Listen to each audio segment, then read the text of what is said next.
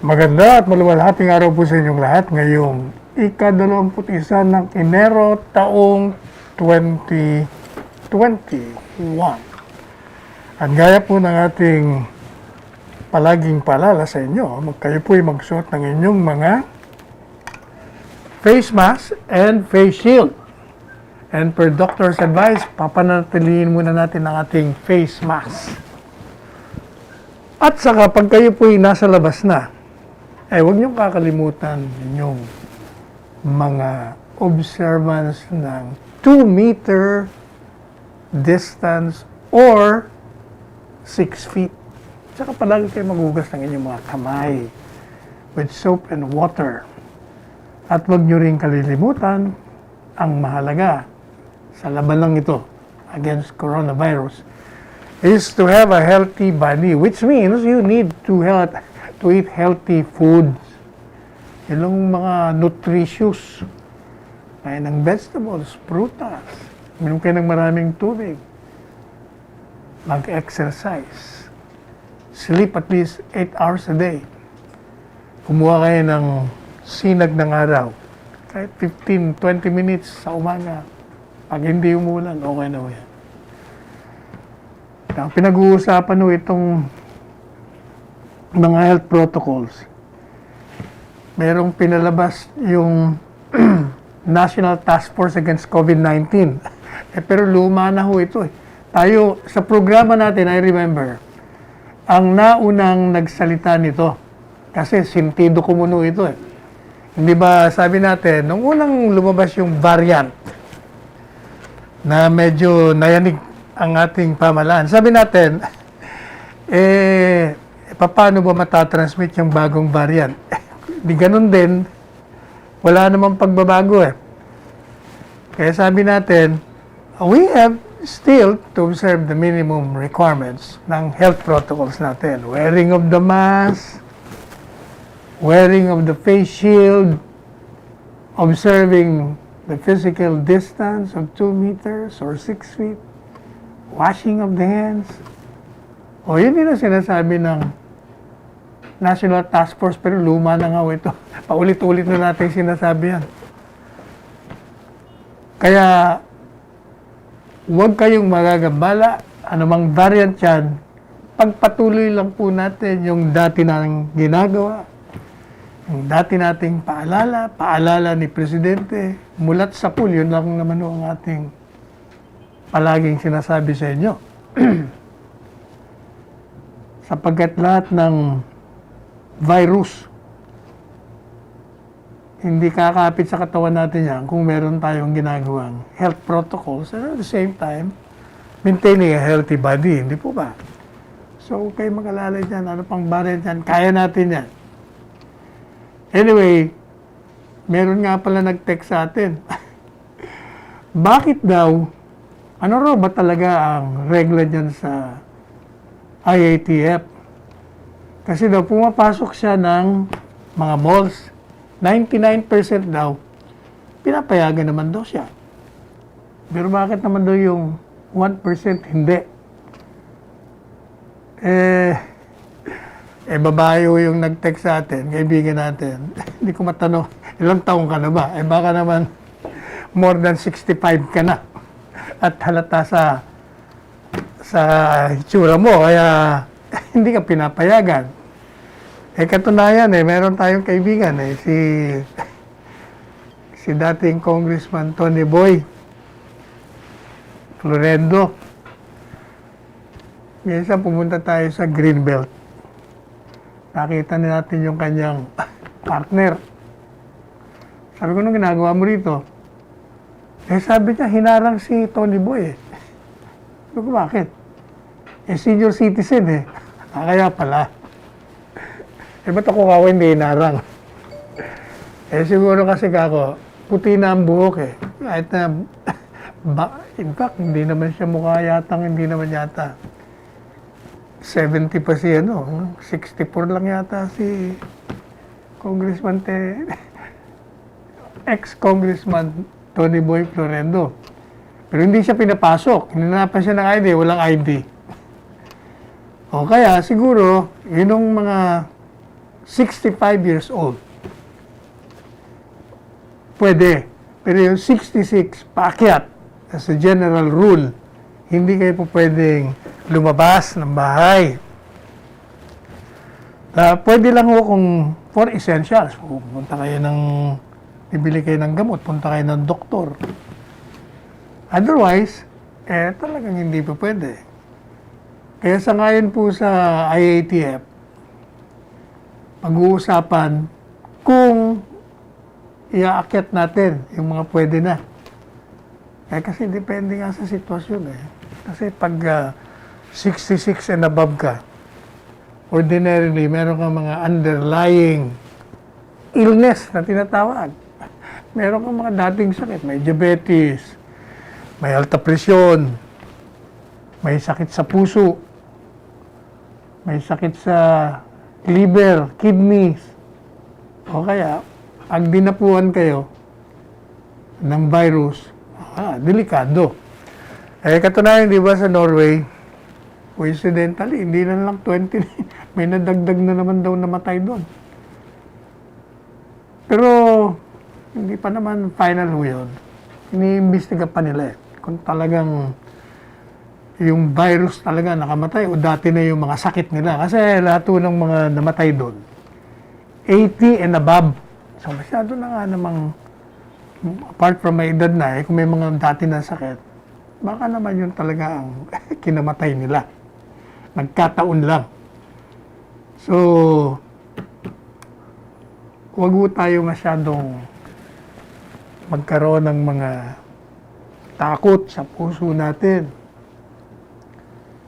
Basta tandaan nyo, ang purpose ng bakuna, anumang uri ng bakuna para dito sa coronavirus, para tayo ay mapangalagahan ng ating kalusugan at kaligtasan.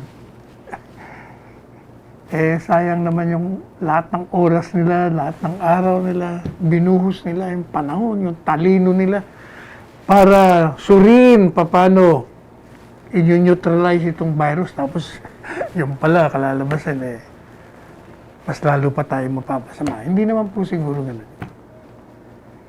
Anyway, alam nyo ba na habang totoo na maraming walang trabaho, marami yung bakante.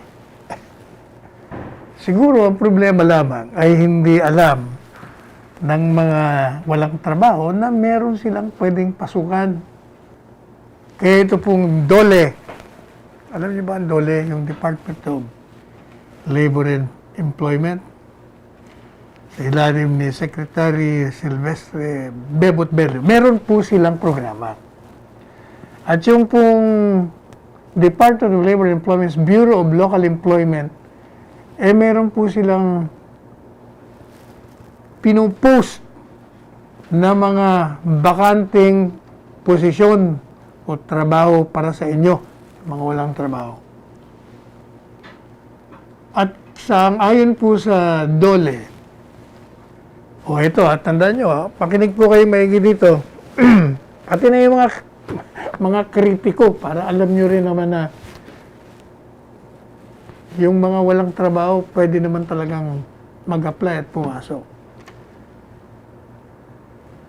Alam nyo ba na 1,800, 1,802, na bakante, naghahanap ng mga clerical aid. Sa office clerk naman, 767 ang kailangan. At doon po sa mga kasambahay, domestic helper, 710 ang bakante. Naghahanap. Sa call center agents na lang They need about 602. Yung pong mga machine operator, alam niyo ba kung ilan ang kailangan? 350. Yung service crew, 217. Yung pong production worker, 143. Yung laborer, 102. At yung pong technical support staff, 100. O, pati yung sa mga restaurants. Ang dami ko naghahanap ng waiter, mga 60, 60.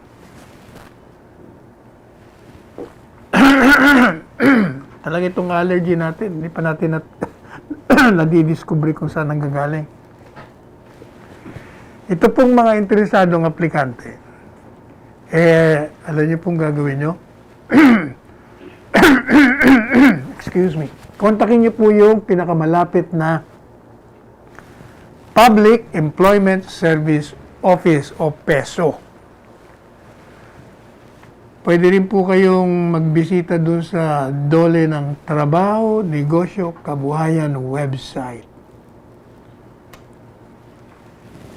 At yung pong webpage nila, makikita nyo dun sa www.ble.gov.ph.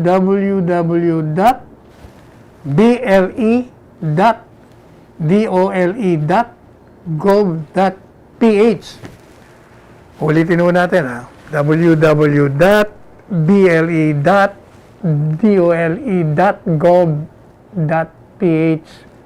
small letters ulat. O pag yun na i-access nyo, makikita nyo doon yung kung anong uri kayo pwedeng mag-apply, ilan ang kailangan. Kaya sa dami ng pangangailangan, marami rin namang walang trabaho. Palagay ko, pagkakataon na po ninyo ito. Ito naman pong Dole, meron na naman pinahayag sila. Sa ngayon sa kanila, 4.7 billion pesos na ang naipamahagi nila, nailabas na sa mga 1 milyong formal sector workers sa ilalim ng COVID-19 Adjustment Measures Program.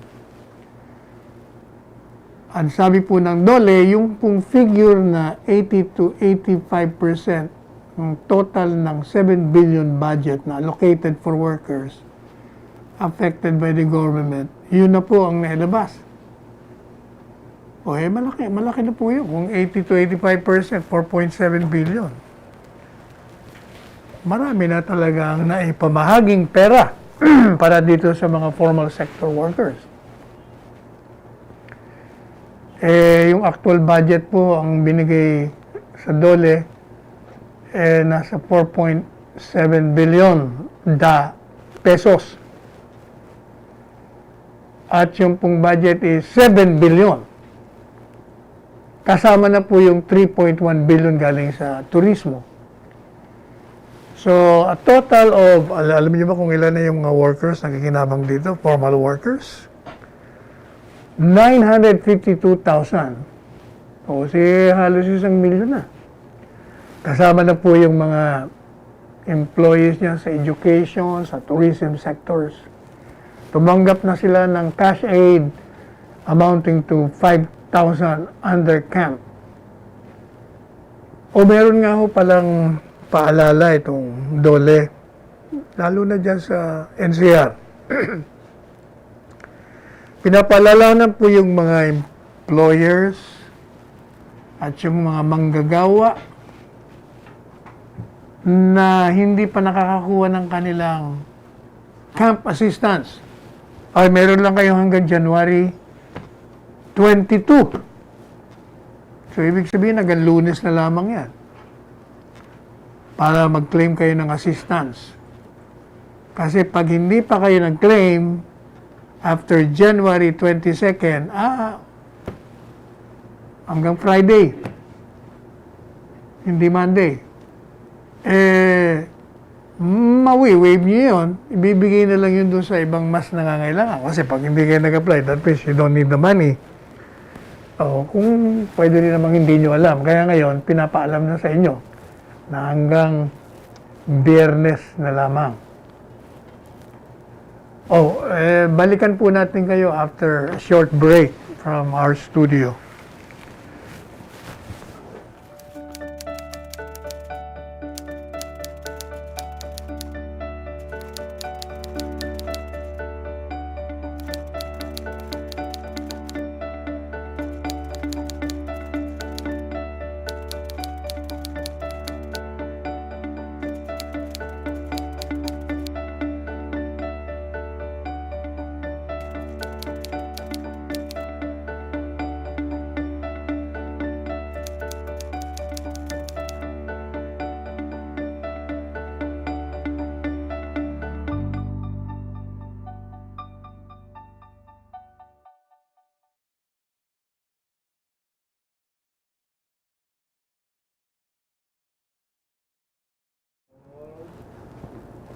may maganda ho tayong balita doon sa mga empleyado sa gobyerno.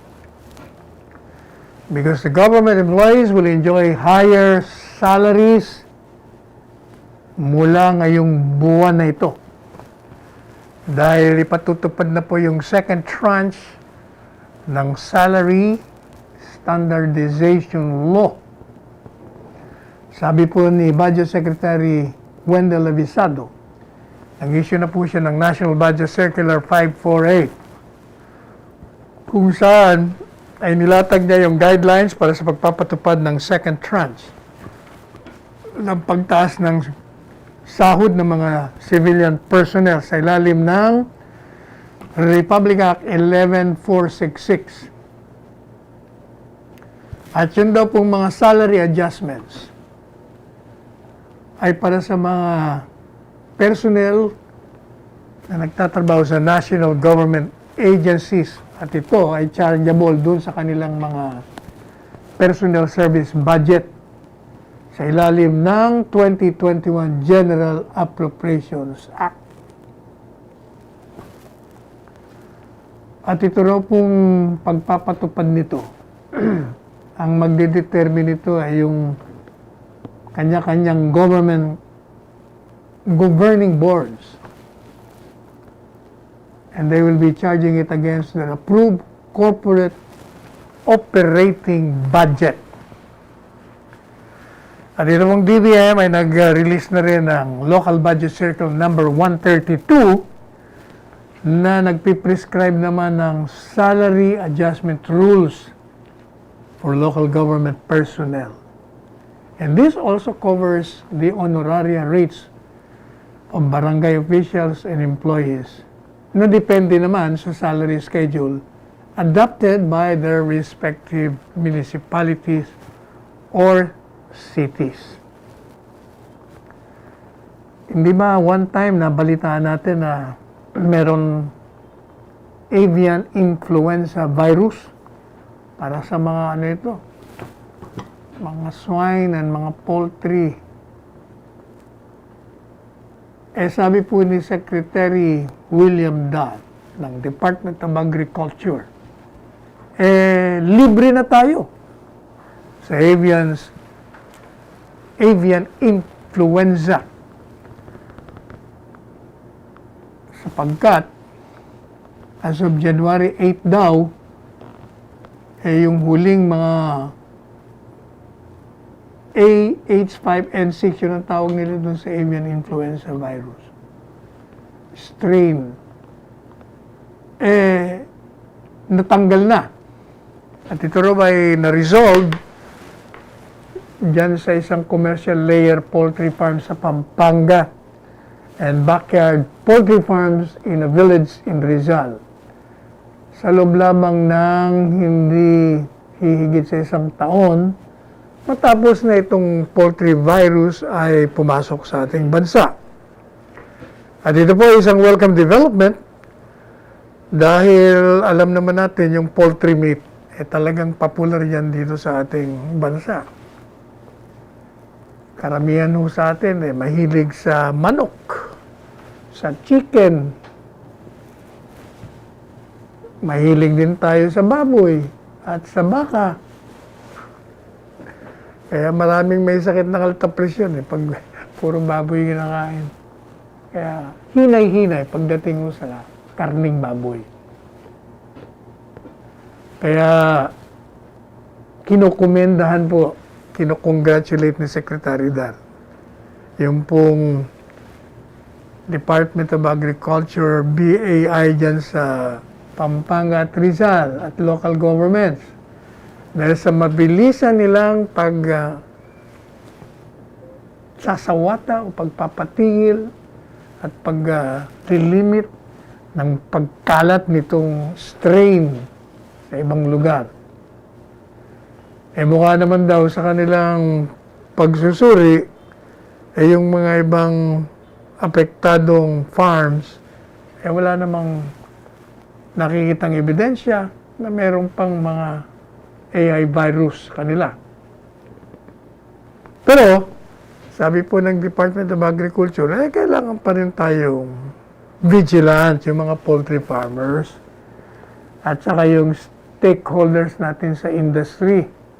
At kailangan mag-report kayo pag kayo may napansin na unusual na sakit dyan sa inyong mga poultry, sa baboy o sa baka, report nyo kaagad sa veterinarian, sa pinakamalapit ng agricultural office. At meron nung silang binigay na telepono, ito, pakinggan nyo to ha, sulat nyo. Ito tawagin nyo pag may napansin kayong may sakit yung mga manok nyo o yung inaalagaan yung baboy o yung baka. Ito po yung number. 0995-132-9339. Ulitin natin. 0995-132-9339. Meron pa isang number. Ito pa. 0920-854-3119. Ulitin natin. 0920-854-3119. O, yan ang tatawagan nyo, ang mga opisina ng veterinarya natin yan.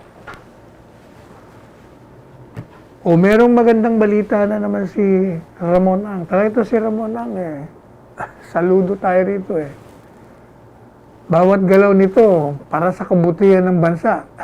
Kaya nga minsan, nasabi natin sa kanya, 2 years ago yata, ikaw na kaya tumakbong presidente. Naku, sabi niya, mahirap yan. Dito na lang ako sa negosyo. Mahirap ang politika. Tama ka naman doon. Kung wala kang sikmura sa politika, huwag kang pumasok.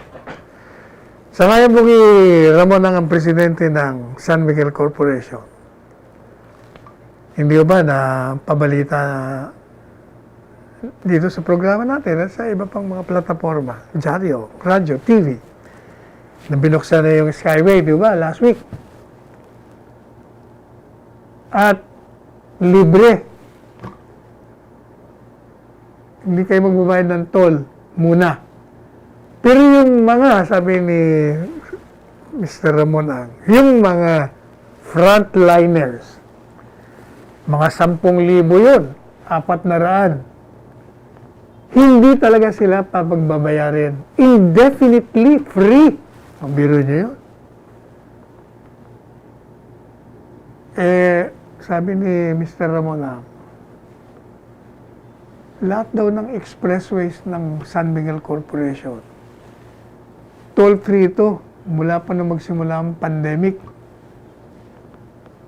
Kaya kahit na magsimula ng magkolekta yung Skyway na yan, Skyway 3, na mga toll fees, libre pa rin yung mga frontliners natin.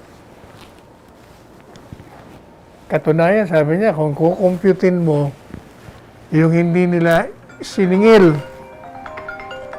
doon sa mga nangungulekta, aba, hindi po, alam niyo ba kung magkano ang inabot na wave ng San Miguel Corporation ni Mr. Ramon Ang doon sa mga frontliners na hindi pinapabayad? 156 million pesos. O biro niyo yun, kalaking pera yun, hindi siningil yung ating mga frontliners ng San Miguel Corporation. At sabi ni Ramon Ang, mula pa po noong June 2020, yung San Miguel Corporation, the only, siya lang, nag-iisa, na toll operator na nagpapatupad ng no toll fees. Hindi kayo magbabayad sa toll. Doon sa mga medical practitioners sa expressways. Alin po ba yan? Yung Southern Tagalog Arterial Road, yung South Luzon Expressway, yung Skyway System, yung pong NAIA Expressway, at yung pong Tarlac, Pangasinan, La Union Expressway. Sabi po ni Mr. Ramonang, sa panahon ng pandemya, this time of the pandemic, we need to help our country. Kailangan tulungan natin ang ating bansa, our fellow Filipinos, and each other, at ating mga kababayan, at ang bawat isa as much as we can hanggang makakaya natin at sa bawat pagkakataon. We have been providing this courtesy to our medical practitioners non-stop because it's our way of honoring them and thanking them for their selfless efforts to save lives and help us survive the crisis. So, sabi po ni Ramon ng San Miguel Corporation, kaya nila pinalilibre itong mga medical practitioners, pagbayad ng toll fee. Kasi sabi niya, kaya namin ito binibigay sa kanila. At walang hinto po ito, itong libreng ito. Ito ang, sa aming palagay, ang pinaka-epektibong pamamaraan namin na sila'y parangalan at pasalamatan sa kanilang walang sawa at walang pag-iimbot na pagtulong at pagligtas sa buhay at tulungan tayong makasurvive, magtagumpay dito sa krisis na ito. Ang galing, ano? Thank you, Sir Ramonang, and congratulations for your social consciousness. Marami pa ho yan. Ako, marami akong alam na tinutulungan ito. Hindi niya naman binibida. Meron akong alam. Sorry Mr. Ramonang, bibida ko Meron akong alam. Diyan sa isang lugar, malapit dito sa atin, nearby province. At meron pang iba. Alam niyo ba na yung mga empleyado sa munisipyo o sa syudad na alam niya naman na maliit lang ang mga sweldo, binibigyan niya ho ng mga dagdag na allowance nang walang nakakaalam. Kaya ko lang nalaman, nagkwento sa akin yung mga tumatanggap Kita nyo? Yun ang mga gayahin ng mga negosyante. O natatandaan yung Dasera case? Yung kay Christine ba? Yung flight attendant ng Philippine Airlines na natagpo ang patay dun sa bathtub ng isang hotel sa Makati. Dahil the night before, nagkaroon sila ng parang selebrasyon ng pagpasok ng bagong taon. At nagkaroon nga ng kontrobersya rito dahil itong mga pulis, sinabi agad na may rape. O di syempre, yun naman ang nakarating naman sa magulang, o di nag-react naman ng gusto. O di nagpayag ngayon ng mga pahayag laban dun sa mga kasamahan ng Christine. Ito naman pala mga gay. Hindi lamang yan, nagkaroon pa ng mga reward money na sumuko na. Madalit sabi, talagang naging messy. O alam niyo ba ang latest doon? Ang latest doon, merong second autopsy kasi yung first autopsy report appears to indicate na wala namang rape. So, nagkaroon ng second autopsy. Ang problema, yung second autopsy, hindi pa nilalabas kung ano ba talaga ang natagpuan nila. Although si Dr. Fortune, kini-question yung second autopsy, kasi daw mukhang naimbalmado na paano, mga questionable daw. Whatever, kung ano man yung second autopsy, labas nyo na. Kasi nagwo-worry naman yung mga respondents. Dahil baka daw paplantahan sila ng ebidensya para lang isulong yung teorya na may rape.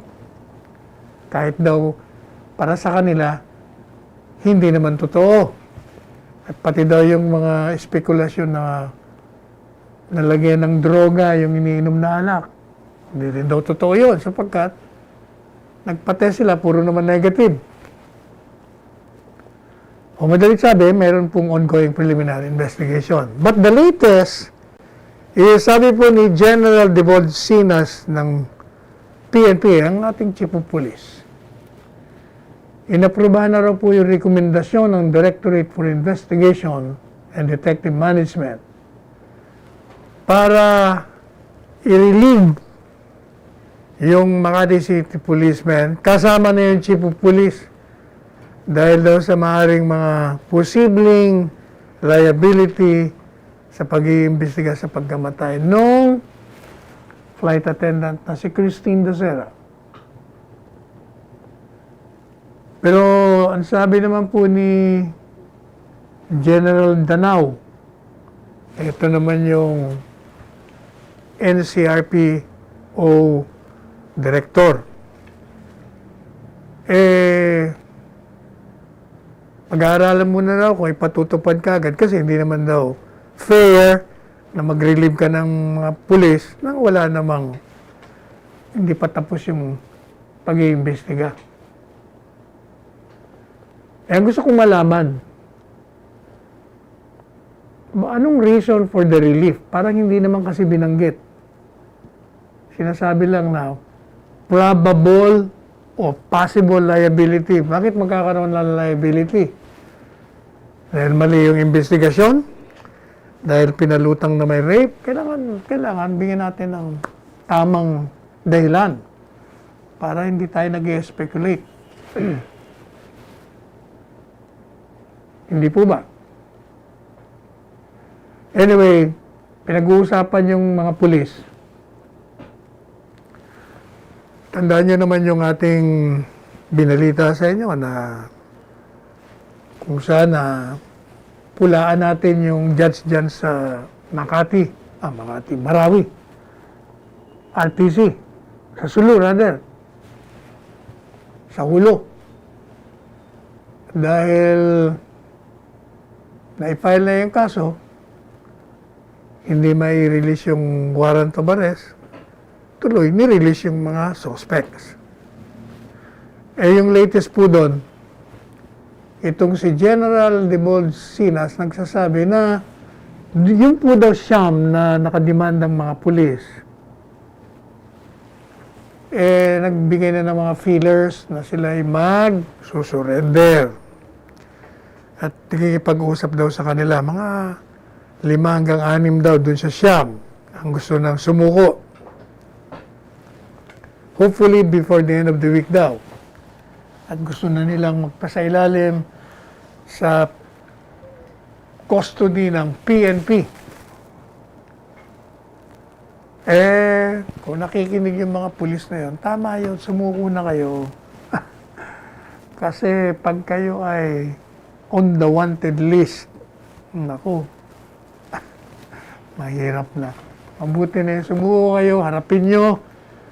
Kung meron kayong depensa, kumuha na kayo ng mga abogado nyo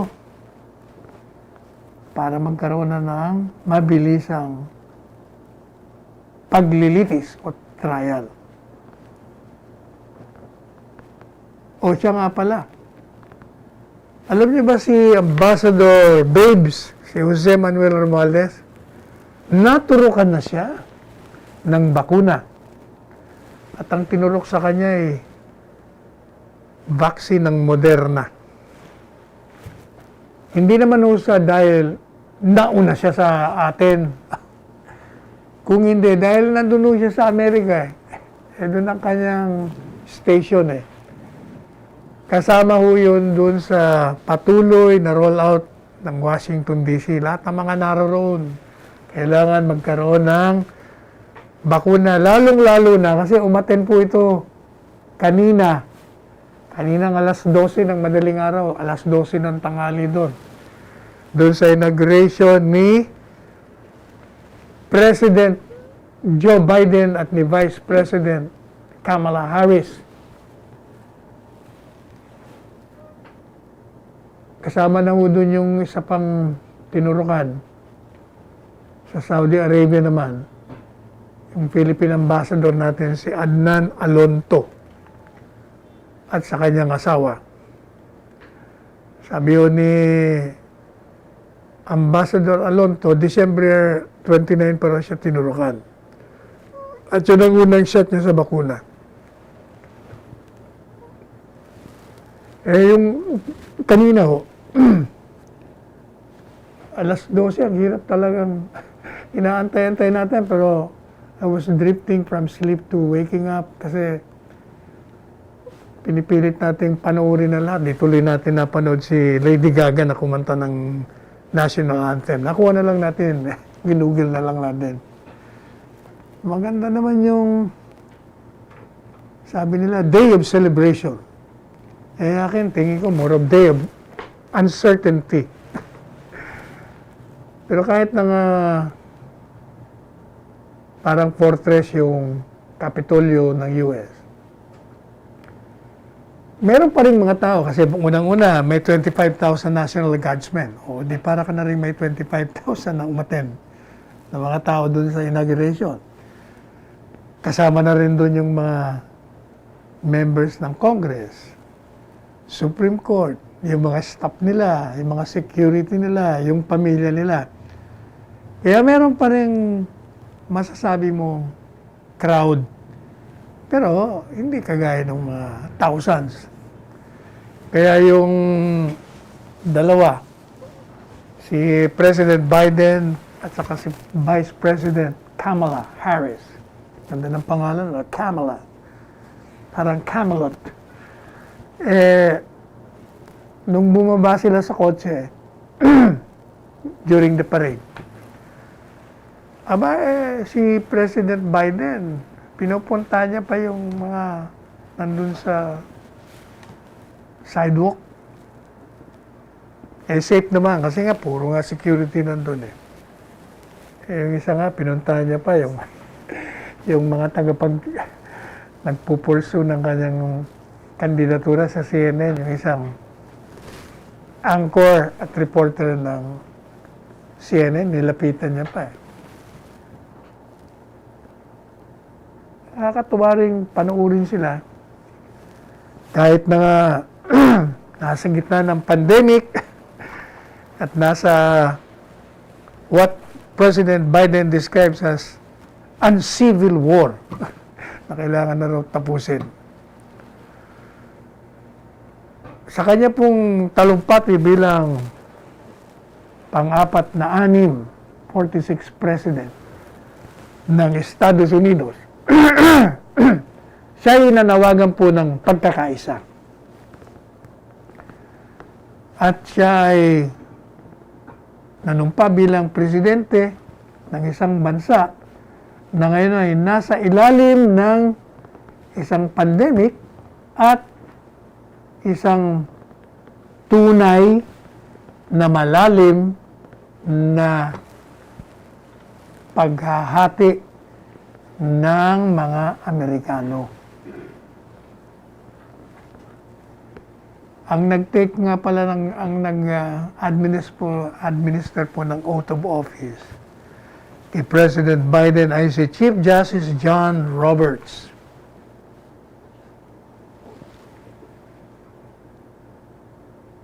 Hindi ko na maalala kung sino nag-administer ng oath kay Vice President Kamala. Sino na nga ba? Si Justice Sonia Sotomayor. Siya naman yung kay Vice President Kamala Harris. Nakita po natin umatin yung Presidente Obama, saka yung kanyang kabiyak na si Mrs. Michelle.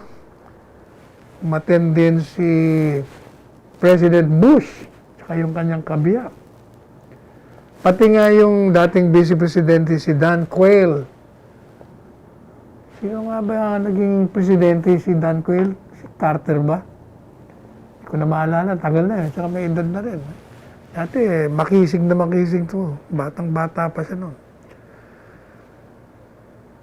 Tapos nakita nga natin yung si Lady Gaga.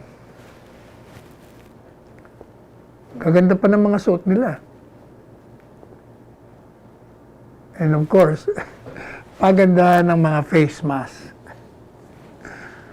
Iba-ibang face mask ang makikita nyo. Andun din si President Clinton. Sama of course yung kanyang kabiyak na tumakbo ring presidente, si Hillary Clinton. At umattend, siyempre, yung vice presidente dati, si Mike Pence at ang kanyang kabiyak na si Karen Pence. Eh, hindi ba binabatikas po si Vice Presidente Pence na mga kaalyado naman nila dati, o ni kaalyado ni Mr. Trump. Kasi itinuloy niya yung tungkulin niya na mag-convene ng Congress para bilangin yung electoral votes. Eh kasi gusto ng grupo ni dating Presidente Trump, i-reject mo yung mga hindi totoong boto. Eh, ang problema nga lahat ng mga pinanyo sa hukuman palagi nandidismiss. Paano ba yan? Pero hanga din ako sa kanila. Talagang paniniwala nila, dinaya sila. Kaya sabi nga natin, talagang malalim ang pinaghuhugutan ng kanilang mga reaksyon laban dito sa eleksyon.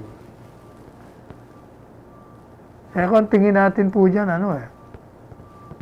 karamihan kasi doon, parang ito yung mga sinasabing they're advocating for white supremacy. Parang ang feeling siguro nitong mga original na mga Amerikano. Kasi nga, di ba, pumasok na lahat ng mga immigrants May blacks, may Mexicans, may Filipino, may Indians, lahat. At sila yung mga Amerikano na rin ngayon. Parang mas marami na yata yung immigrant sa kanila. Kalimutan nila, immigrant din sila. Galing kayo sa England, di ba? Kayo ang katotohanan yan, ang native, yung mga Indian, ang tinanggalan nyo ng bansa nila. Sa kanila yan, mga Indian. O yun, sa tingin natin, yun ang reason kung bakit meron tinatawag na white supremacy. Ayaw nila ng mga immigrants. Meron na nga silang naging black president. Ngayon naman, merong black vice president. Yun ang tinatakot nila.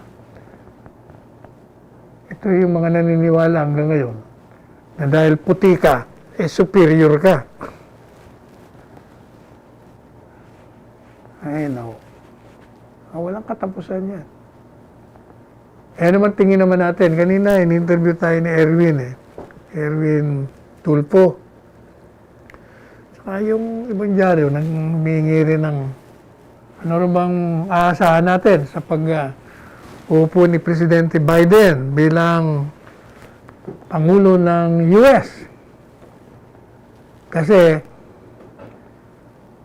sinasabi ng mga kritiko na hindi maganda yung ating relasyon sa Estados Unidos. At merong sinight na history kung paano nagsimula yan. Mamaya, pupuntahan natin yung history yan at sasabihin naman natin ang ating posisyon dyan. Kung paano ba naging anong relasyon ng ating pamahalaan, like for instance, kay President Trump. And in general, sa pamahalaan Estados Unidos. So after a short break, we will get back to you.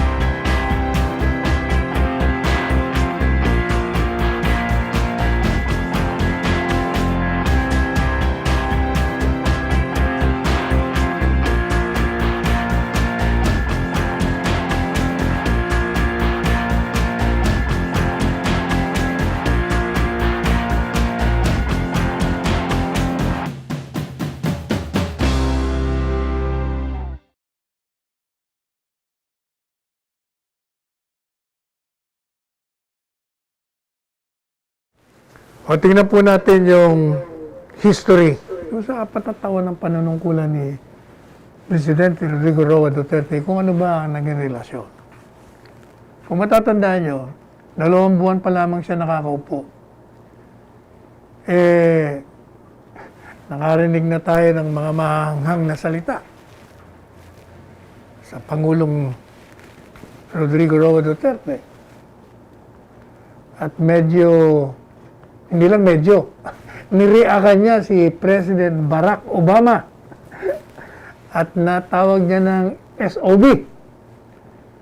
Kasi, ito naman kasing si President Barack Obama. Kinikriticize siya sa isang public gathering, convention, inatina natin. Sama tayo doon Kaya nagalit siya. Sabi ni Presidente, we have long ceased to be a colony. Matagal na kaming hindi colony ninyo. Hindi kami nasa ilalim nyo. Sabi niya, I do not have any master except the Filipino people. Isa lang ang aking boss. At yan ang sambay ng Pilipino. At hiningi niya yung respeto sa mga Amerikano. At talagang binanatan niya si President Barack. Alam niyo, maraming hindi yata nakakalam sa inyo. Although nailabas naman ito sa TV noon. During that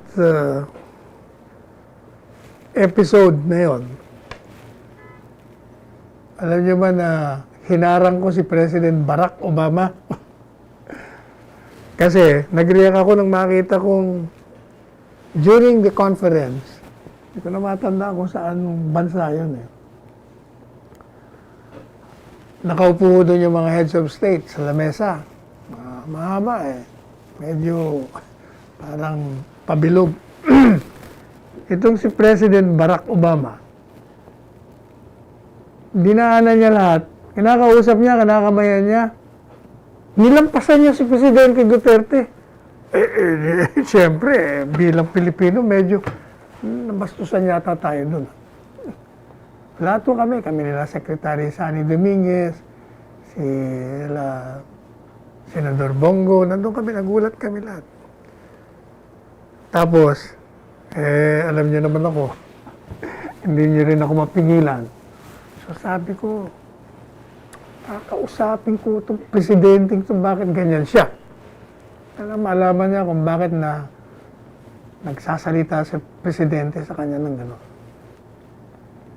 So, kami yung aming lamesa, malapit lang doon sa heads of state. Siguro mga, sabihin nyo, 3 metro lang ang kalayo. So, nakatayo ako doon. Tinitingnan ko siya. Nakalampas sa presidente, nilapitan niya na yung sa Australia yata, kung sino pa. Pagdating niya sa dulo, siyempre, meron ng mga US security, no? Lalaki pa ang tao, tatangkad pa sa kanya. Lalaki pa, kung baga, mga hunks. So, ginawa ko, malis ako sa mesa, pumosisyon ako na pagbalik niya sa kanyang upuan, kasi nandun siya sa may dulo, bandang dulo Na pagbalik niya, siyempre, kasi nga parang halos circular Na pagpunta niya doon sa pinakadulo, di siyempre babalik siya. He will have to make a turn about face. So I position myself doon po sa dadaanan niya. At bago nakakilos yung mga security, nakasingit ako. Sinalubong ko siya. Wala siyang choice Sabi ko, Mr. President, nagpakilala ako kung sino ako at kung anong posisyon ko. At ang usap po kami, sinabi ko sa kanya, the reason why. Yan, tagal ho naming nag-usap. At yung kamay ho namin, hindi niya naman tinanggal yung pagkakakamay niya sa akin. Kaya nga dami nagbibiro, mukhang meron kayong relasyon na dalawa. niloloko ko. Binidyo pa ni, hindi ko na malaman kung sino nag-video, pinadala si Secretary Sani ba o si Secretary Bongo, mga senador. Anyway, pinaliwanag ko sa kanya. Eh siya naman, nagpaliwanag din ng kanya side. After that, parang wala namang nag-usap sila after a while. Parang, alam niyo naman si Presidente naman, mabait na tao, hindi naman ito pala away Si Presidente Duterte, kung ayaw mo sa kanya, ayaw ko rin sa'yo. Wala, ganun yun. Pero hindi siya bastos. Anyway, so, yun ang naging relasyon. And lumabas na nga si Presidente Trump. At kinongratulate ng mga ganyan Presidente yung pagkapanalo niya. Tinatanong nga pala ako kanina, nag-congratulate na ba si Presidente Duterte kay President Biden? Sabi ko, wala akong personal knowledge. Sabi niyo na lang Secretary Roque, hindi ko alam. So anyway, after that, nag-usap po sila ni President Trump. Medyo okay naman silang dalawa. Kahit na nga, yung naging patakaran ni Presidente, medyo naging warm sa China at sa Russia na historically naman, hindi naman kasundo ng Amerikano. At kahit na nga meron tayong sigalot dyan sa South China Sea, si Presidente ay nagkaroon ng policy na, basta kami may arbitral award. Kaibigan tayo sa ibang bagay. Pero dito magkaribal tayo rito. Pero pag-usapan natin yung pagkakasunduan natin. Baka doon muna tayo magkasundo. Samantala, itong si Presidente Duterte at saka yung relasyon niya sa Amerikano, kay President Trump, okay siya. Pero ang problema, yung mga Democrats, mga legislador doon, binabanatan siya sa kanyang human rights violation. Katunayan, di ba? Sinabi ko nga kanina kay Erwin Tulfo kita nyo, meron silang pinasok doon sa national budget nila na hindi po pwedeng papasukin yung mga officials ng Duterte administration na involved dun sa sinasabi ng violation of human rights at ng mga nagtatanggol nito. Kasama pa nga tayo dun sa mga sinasama daw, hindi umano. Hindi naman natin alam yun. At kung matatandaan nyo, pati nga si Senador Ronald De La Rosa, tinanggalan ng visa, di ba? O di siyempre, bumanat na naman si Presidente, tanggalin ko yung U.S. Visiting Forces Agreement with the Philippines. At nga noong Pebrero, pinadala ng notice ang Amerikano with its intention to terminate the treaty. Naku, hindi umani naman ang mga sa kritiko yun. Pero si President Trump naman, characteristically sa kanyang estilo, well, if they would like to do that, that's fine. We'll save a lot of money. Sabi niya. Maganda ang relasyon namin para sa kanya. Pagkatapos, nag-grant naman ng pardon itong si Presidente kay U.S. Marine Lance Corporal Joseph Scott Pemberton. Ito po yung na-convict dahil may pinatay na isang transgender na si Jennifer Laude. Kasi daw, para kay Presidente, mukha namang unfair ang tratamento nyo rito. Kaya pinardon ko. Karapatan niya naman yon. O di siyempre, umana naman ng kritisismo yon. Pagkatapos, inimbitahan ng si Presidente Duterte. Pumunta ron sa inauguration niya. Hindi pumunta. Iniimbita ng official, pumunta, ayaw pa rin. Ayaw talaga niya na. Sabi ni Presidente, anong gagawin ko doon? Madalit sabi, after that, tandaan niyo yung sa State of the Nation address ni Presidente, binanatan niya Amerika na naman sa harap ng ambassador ng US. Ambassador Kim.